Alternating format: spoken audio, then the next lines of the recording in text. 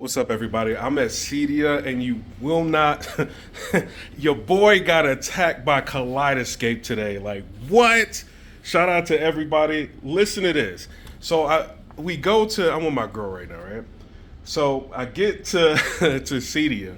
We walk through where the Kaleidescape booth, like the whole section is. And the guy, like some guy, he's like a rep. He stops me and he's like, "Yo, I've been meaning to get in touch with you. I've been trying to get in touch." I'm like, what is he talking about? He's like, "I've seen your videos. I'm trying to get in touch with you."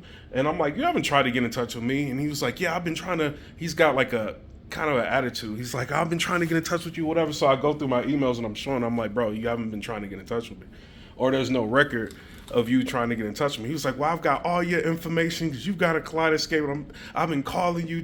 I guess they're mad because the videos that I put out kind of letting people know the downsides of having a Kaleidescape. You know what I'm saying? What was your opinion of the whole Kaleidescape thing? Their attitudes and Well, everything. the guy was really unprofessional, honestly. He was like, he's very Snarky. very snarky. And do you want to tell him like what Okay, your so issues are, and then I'll comment? So this is what it is, right?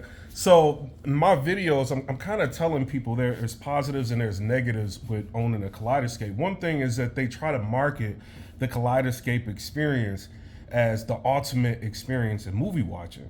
And so in my videos, I'm letting people know, yo, like there's titles, movie titles, that they're in 4K, but the audio is in 5.1 or DTS, 5.1 DTSX or whatever, and not in Atmos. So you may look at a movie and thinking that it's in Atmos because you can get it in 4K UHD, in Atmos, like Pacific Rim Uprising, like a movie like that. It's like popular, but Yeah, like very popular movies.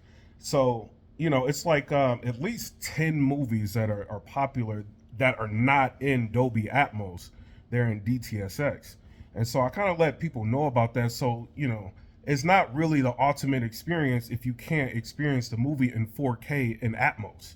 In order to experience the movie in Atmos on a Kaleidescape, you got to download the HD copy of the movie, which is like a 1080p copy of the movie, to watch Atmos, you know what I'm saying, in some of the titles. Or you can download it in 4K, but you would be stuck watching it and listening to it in 5.1, which is not an ultimate experience if you're going to watch a movie like Pacific Rim Uprising, where you can have the 4K UHD that's going to be Atmos and 4K. So I'm kind of saying stuff like that in the videos, and he calls himself trying to prove me wrong with this whole situation. So we went through kind of like an argument, and then he pulled up on the Kaleidescape some of the movies that I was talking about, and it showed you clearly in the Kaleidescape that the movies are in 5.1 and not Atmos in 4K. And he's trying to argue that he's like, oh, well, 10 movies out of 14,000, which you're just saying 10 that you know of. Yeah, off the top 10 of your off the head. top of my head. And like most movies, 10,000 movies are not going to be in 4K. You know what I mean? Like there's only it's hundreds of movies that I think, like probably less than that, like hundreds of movies that are in 4K. Like, older movies are going to be in 1080p. They're not going to be in 4K. So that argument is like really out the window. But when we went through it and he saw that they weren't in 4K Atmos, you know what I'm saying, he got a little bit more annoyed. You know what I'm saying? He was like, "Oh, well, what other issues are you having?" But in a snarky way. And I'm like, well, I feel like if somebody's paying over $4,000 for a system, you should not be subject to a 1080p UI, right? Like if you're paying $4,000 something dollars for a Strato V, which is now 4,400, the UI should be 4K. Like having a 1080p UI is kind of a spit in the face to the consumer, at this stage of the game in 2025, especially when you're paying that kind of money for it. And so he's saying, oh, well, the chipsets that we're using are more modern and you can't have a 4K UI and have a 4K movie plan. And I'm like, well, Apple TV, you can have a 4K UI and you can watch a movie in 4K. Well, it's not really 4K. And, just, but the Strato C, you can have a 4K UI and watch 4K movies. So like, he's not really making sense at this point. He's just like all over the place. because he can't prove my argument wrong to where, I guess he's feeling like consumers should just be happy with what they give you. Because I guess that's what a lot of these reviewers are doing, just going ahead and just being excited about the Kaleidescape system and not telling you any negatives. He's like, oh, well, you're one of the only people having a problem or an issue with it. No, I'm the only one telling you the truth about this. There's no reason why somebody should have a 4K UI on a product that's that expensive, and you have to compromise watching a 4K movie with only having 4.1. That is not an ultimate movie experience. I don't care how many commercials you do, how many influencers you have try to put this over to the public. It's not a premium experience, so it's like a lot of little things we're talking about, but he couldn't defeat the argument. So he had another guy come out the back, I guess trying to help him, but the guy didn't really understand like what was going on, so he was just basically just standing there like trying to support the rep, but the rep didn't even really know how to counter the arguments. And then I'm just like, yo, CEC, like, how come you guys don't have CEC and this is a $4,000 plus system? And he had no like argument for that. So I don't know. I think they're upset that I'm out here telling people the realities of owning a Kaleidescape. I guess some reviewers, maybe they just get rental units, or I don't know. Or maybe they just, want to pacify a lot of these manufacturers and they just say like good things about it. I mean, there's good parts about the Kaleidescape, but there's also negatives. There's drawbacks with any product. And I feel like if you're going to be reviewing these products and talking about it, you got to talk about it all in its totality, especially when somebody's paying over $4,000 for a product. But yeah, I don't think he really had any rebuttals to. Well, my problem was just unprofessional. He's very unprofessional. He's he's sales rep, a representative of this country, the company, and I mean, it's too bad we don't have it on video. Just like his tone, he's just very snarky. Honestly, it was making me mad. I didn't even say anything, but and he said, either to you or to the other guy, he says it's not the best, experience. And I really wanted to be like, just because you want him to think it's the best experience doesn't mean he has to feel that way. It's a matter of opinion, and if it's not the best experience to him, it's not the best experience to him, It was like he was just he was like personally offended that you felt like there were things that they could improve upon. And my thing is just, in anything there can be improvements made. Any product, and nothing is perfect in this world. So even if he doesn't agree with you, it's just all in the delivery. He could take in what you say and say why he may disagree with that, or whatever. But just the tone, and it was very, honestly, it was very unprofessional. Yeah, I mean, I could have chosen to get, gotten really unprofessional. No, you did really good. You just like, you ignored him, like, being. I mean, seriously, I wish I would have thought of to just record like the way he, just very. Do you feel like he was? I mean, obviously, he's upset that somebody kind of figured out the product isn't what they've been marketing. At least in my experience. But do you feel like he just was super upset because he couldn't find any way to retort or to refute like some of the? I just don't. I think they don't want to hear any criticism. Yeah, I think or him in particular. Like, I don't think any of them did. Yeah, I can't speak to that. The other guy that came out was very, like, kind of neutral. Like he didn't. The guy when we went to what was it? We've been to so many events. What was it? 2025 Audio Advice Live. Guys were pretty cool there. Some of them were there. They were just at different locations here at CEDIA. Yeah. Oh, yeah. I don't remember them having a. No, it was the Mad VR guy that at the Audio Advice that was having the attitude. Yeah, we'll talk about that later. Yeah, but yeah, it just. Hopefully, I don't know, maybe he'll hear this or whatever, and he may want to rethink just like the way that he approaches situations like that. Well, another thing that was really weird, like, you don't like my opinion online about a product, right? But he's saying, oh, I got your information, I tried to call you in contact. Like, why are you trying to call somebody and contact somebody for giving their opinion? He's like, I got all your information or whatever because you have a Kaleidescape system, so I can get in touch with you. Like, what was that about? Like, that's kind of strange. That's like Apple's not are gonna, you like yeah, to threatening me? yeah, Almost? try to change my opinion. It's like Apple wouldn't do something like that. They just, Yeah. yeah, that's kind of I strange to me. mean, you know. Yeah, and then I'm also like the Strato, what is it, the Terra server, which is a storage device, is like extremely expensive. And a lot of these reviewers, they don't. I mean, they'll say it kind of like, oh well, it's a lot for the storage and all that, but people don't realize the storage for that thing is like I think 12 terabytes, which isn't really a lot for movies, right? And it's like $6,000 or $7,000 for like, So $10,000 or more total. yeah, about for, close to $10,000 to get the Strato V and the storage. well, like you were saying, That's crazy. Like if like about I don't know if you want to like comment on the whole. Oh, the Apple TV thing. Just the fact that like if they Oh were yeah, to- so you talking about when you talk about, so which is a better experience, the Apple TV or the? Yes, he was arguing about that too, the whole Apple TV thing. I mean, you Well, mentioned yeah, well, the I was 4K saying, thing. yeah, I was saying like, well, on Apple TV you get a 4K UI and you can watch the 4K movie with Atmos. And he's like, oh, it's not really Atmos, and because Apple TV doesn't have like audio pass-throughs where the processor can process the Atmos. So he's like, it's not really Atmos, but still, like the height channels are active, and it's a simulation of what they believe Atmos should be. So you're still gonna get 4K with Atmos with streaming.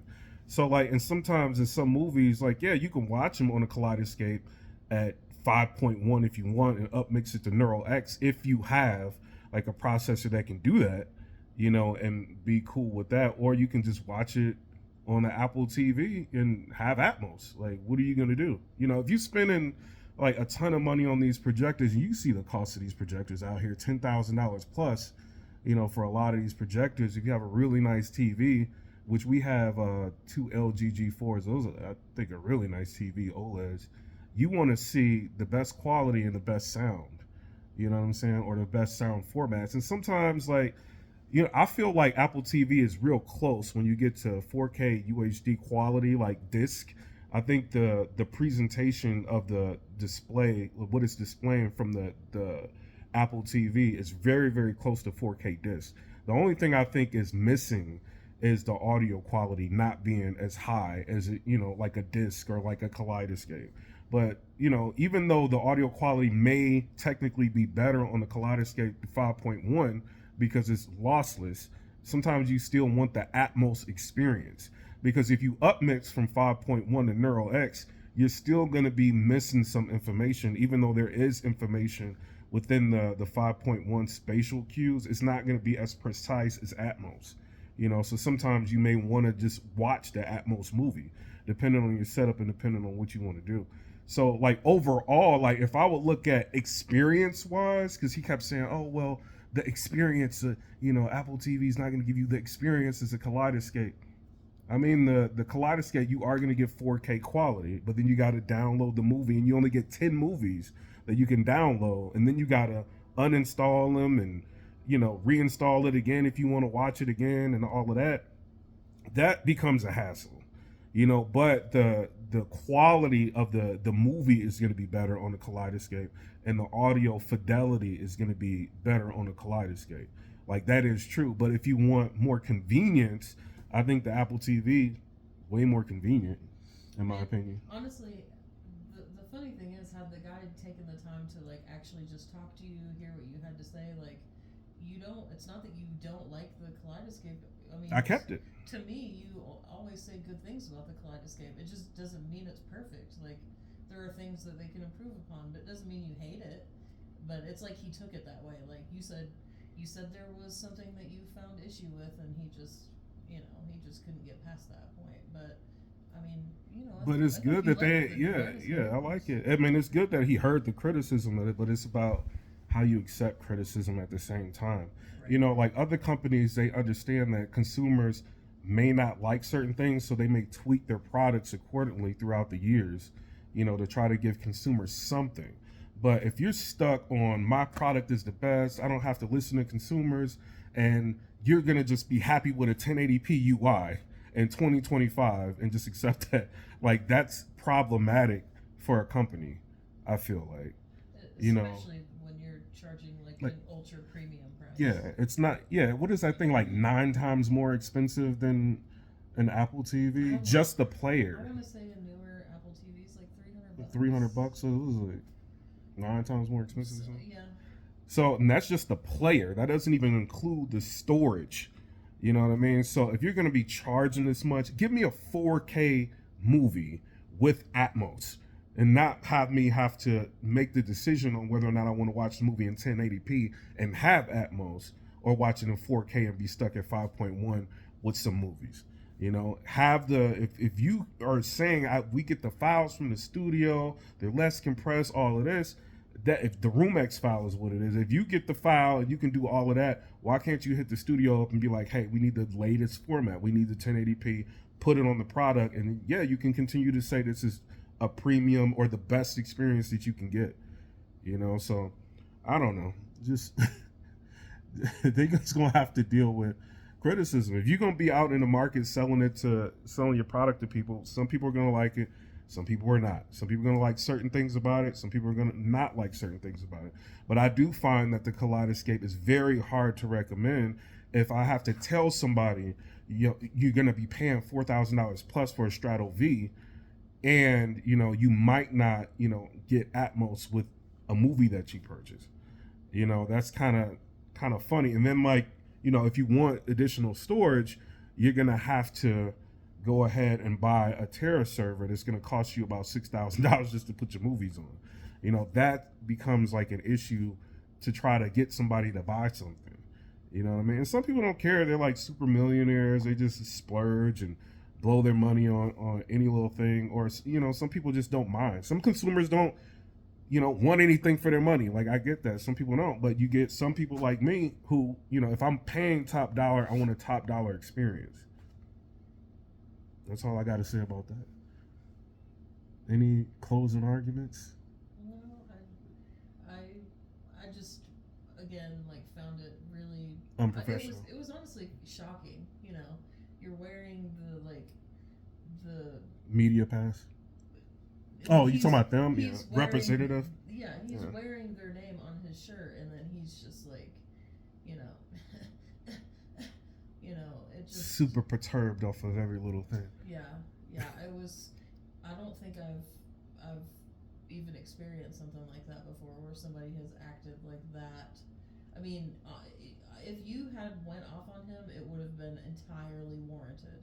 Like, entirely. I was this close to doing it, but I didn't want to get kicked out of CEDIA. Yeah. Well, just be the bigger person. But then I also wanted to have that argument with him, like, and see if he could get out of the issues that I've been having with the Kaleidescape, or and like he you couldn't. Said you wanted him to if there was something you didn't know or whatever, like, tell me where I'm wrong or where I'm not understanding something, and it was.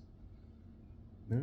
And I gave him a lot of opportunities to do it. Yeah, and I'm not super knowledgeable about home theater stuff, but like, I heard you've been way more advanced than I heard like what you were saying, and then I heard what he had to say in return, and it was like based. I mean, his feelings were hurt in so many words. I really felt like he was just like, well, just deal with it.